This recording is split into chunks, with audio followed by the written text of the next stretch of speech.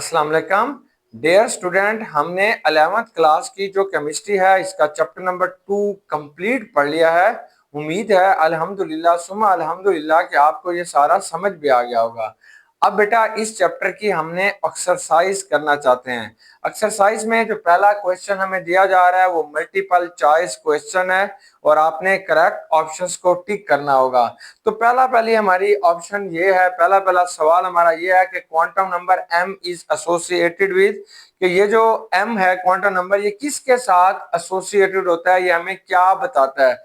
तो बच्चे हम जानते हैं ये हमें arrangement of orbital in space, space के अंदर हमारे पास ये जो ऑर्बिटल की अरेंजमेंट होती है, ओरिएंटेशन होती है, ये इसके साथ एसोसिएटेड होता है। तो ये हमें अरेंजमेंट या ओरिएंटेशन के बारे में बताएगा। तो ये सी ऑप्शन हमारा करेक्ट है। तो सी क्या है कि स्पेशल ओरिएंटेशन ऑफ ऑर्बिटल, ये हमें बताएगा। अब सेकंड ऑप्शन देखें, when 3D orbital is completed, जब 3D ऑर्बिटल कंप्लीट हो जाएगा तो इलेक्ट्रॉन नेक्स्ट किस ऑर्बिटल में जाएगा।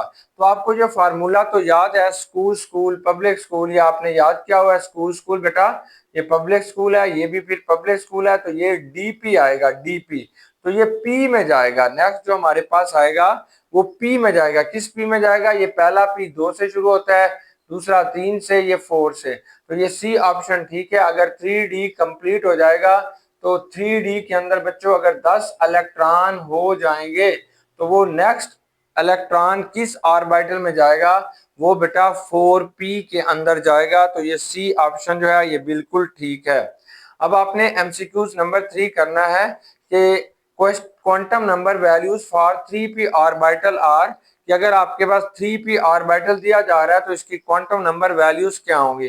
तो बेटा ये जो शुरू में लिखा जाता है that is a principal quantum number, तो ये प्रिंसिपल क्वांटम नंबर है, ये 2 है, ये प्रिंसिपल क्वांटम नंबर 2 है। अगर बेटा एजीम्यूथल क्वांटम नंबर देखा जाए तो एजीम्यूथल क्वांटम नंबर को आप एल से जाहिर करते हैं। अगर 0 होगा तो एस ऑर्बिटल होगा, 1 होगा तो पी होगा, 2 होगा तो वो बेटा आपके पास क्या होगा, डी, अगर 3 होगा तो एफ। तो देखो पी के लिए आपके पास एल की वैल्यू क्या होगी, 1 हो जाएगी। तो ये ऑप्शन नंबर ए ठीक है कि एन की वैल्यू 2 होगी और एल की वैल्यू बेटा 1 होगी। अब हमारे पास जो है वो एमसीक्यूज नंबर 4 आता है कि इलेक्ट्रॉन हैविंग, एक ऐसा इलेक्ट्रॉन है जिसमें एन की वैल्यू 4 है, मतलब उसका जो वो आपके पास शेल है वो चौथा शेल है। एल की वैल्यू 0 है, मतलब उसमें जो सब शेल होगा वो बेटा आपके पास क्या 0 है। सब शेल जो है वो एस ऑर्बिटल में पाया जा रहा है, क्योंकि एल की वैल्यू अगर 0 होगी तो एस ऑर्बिटल होगा। अब वो जो आपके पास है वो क्लॉक वाइज घूम रहा है, उसमें जो एस की वैल्यू है वो बेटा आपके पास क्या है, यानी उसका जो क्लॉक है वो स्पिन है, स्पिनिंग जो है वो पॉजिटिव 1/2 होगी। तो इसकी जो सही ऑप्शन आपके पास आ रही है वो 4s है, वो 4s के अंदर पाया जाएगा और वो एक इलेक्ट्रॉन होगा, और वो जो इलेक्ट्रॉन होगा वो एक है, may be it is a potassium, ये बेटा पोटाशियम होगा। तो ये आपको यही बता रहा है कि ये n की वैल्यू इसमें 4 है, l की वैल्यू 0 है। जो l की वैल्यू होती है m की वैल्यू उसकी फिर ओरिएंटेशन बताती है। तो s ऑर्बिटल की बेटा कोई भी ओरिएंटेशन नहीं है, इसलिए m की वैल्यू 1 है और 0 है, सॉरी। इसमें जो इलेक्ट्रॉन स्पिन कर रहा है वो बेटा हमेशा अपवर्ड स्पिन करेगा, तो उसकी जो वैल्यू होगी वो जमा 1/2 होगी। तो इसलिए यहाँ पे आपने अपवर्ड स्पिन दिखाई है, और पहला इलेक्ट्रॉन जो होगा उसकी वैल्यू जमा 1/2 होती है और दूसरे की बेटा -1/2 होगी। अब नेक्स्ट क्वांटम नंबर देखिए कि हमारे पास एक इलेक्ट्रॉन है, मतलब ये चौथा इलेक्ट्रॉन जो बेरिलियम का होगा उसकी जो वैल्यू है वो आपने n की भी लिखनी है, l की भी लिखनी है, m की भी लिखनी है। तो ये बेरिलियम के 4th इलेक्ट्रॉन के बारे में ये सारी आपने मालूमात देनी है। तो बेरिलियम के अंदर बेटा टोटल 4 इलेक्ट्रॉन है, 1s के अंदर इसके 2 होंगे और 2s के अंदर भी बेटा इसके 2 इलेक्ट्रॉन होंगे। अब देखें इसमें जो 2 लिखा गया, 2 लिख दिया गया, तो n की वैल्यू इधर 2 होगी बेटा, दूसरा है, और s जो होता है वो आपके पास जो है l की वैल्यू 0 हो जाएगी s ऑर्बिटल के लिए, m की वैल्यू जो होती है वो भी बेटा 0 हो जाएगी। और अगर आप इसकी s की वैल्यू बताओगे तो ये चौथे इलेक्ट्रॉन के बारे में पूछ रहा है, तीसरे के बारे में नहीं। अगर तीसरे के बारे में पूछता तो जमा 1/2 होती, चौथा इलेक्ट्रॉन में s की वैल्यू क्या होगी, -1/2, यानी वो एंटी क्लॉकवाइज घूम रहा होगा या वो बेटा डाउन स्पिनिंग कर रहा होगा, तो इसलिए उसकी वैल्यू क्या होगी, -1/2 होगी। चलें अब नेक्स्ट बेटा हमारे पास एमसीक्यूज आता है कि करेक्ट आयोनाइजेशन एनर्जी ऑर्डर, क्या आपके पास आयोनाइजेशन एनर्जी का सही ऑर्डर क्या होगा।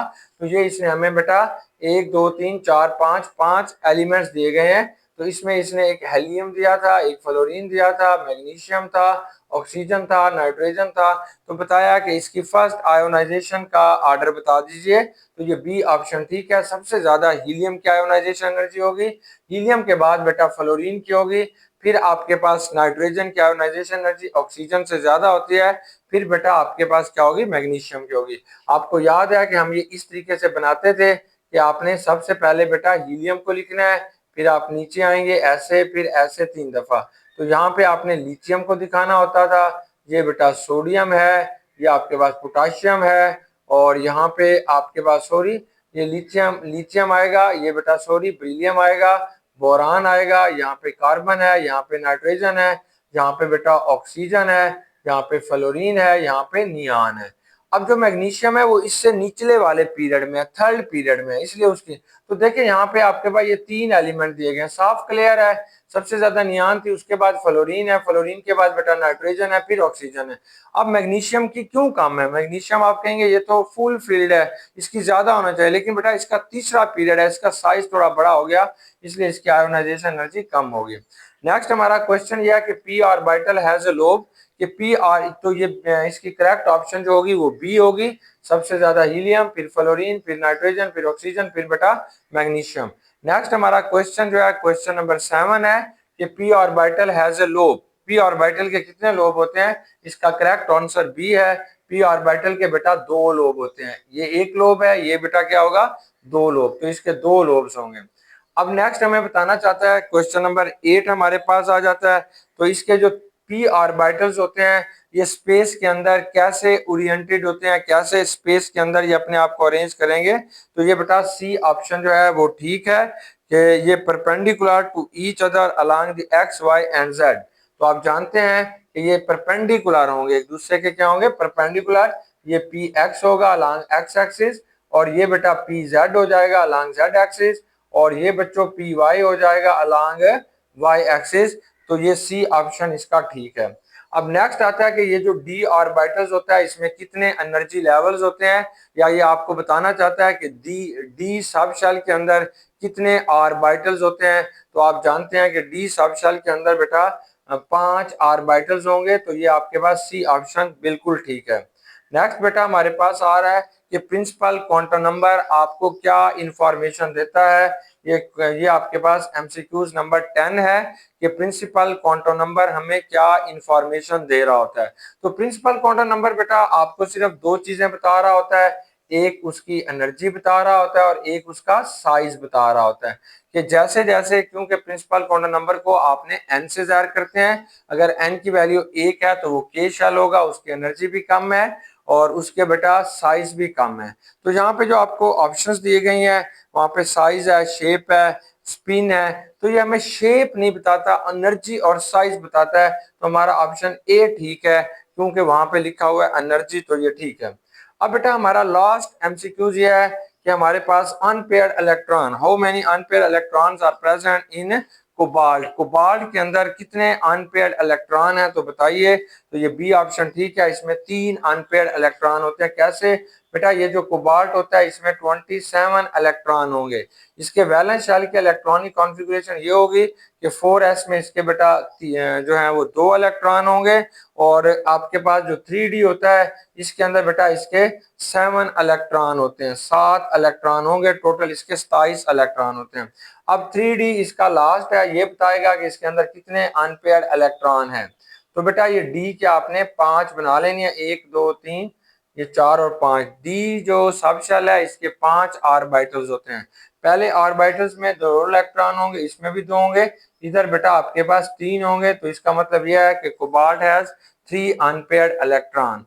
उम्मीद है बेटा कि आपको ये एमसीक्यूज अच्छे तरीके से समझ आ गया होगा। नेक्स्ट लेक्चर में इंशाल्लाह हम डिस्कस करेंगे अबाउट शॉर्ट क्वेश्चंस डिटेल के साथ। अल्लाह हाफिज बच्चों।